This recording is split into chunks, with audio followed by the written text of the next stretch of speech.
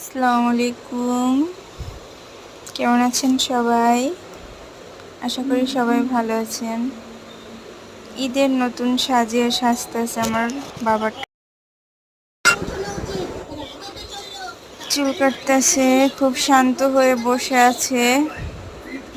একটু দুষ্টুমি করে, নড়াচড়া করতেছে, তাও কাটতেছে।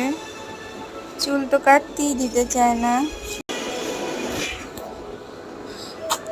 কাটাতে হচ্ছে। ঈদের সামনে ঈদ, সবাই গ্রামে চলে যাব, গ্রামের বাড়িতে ঈদ করতে। সবাই দোয়া করবেন।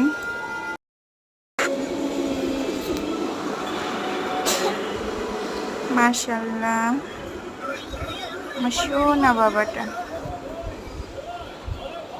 সবাই ওর জন্য দোয়া করবেন।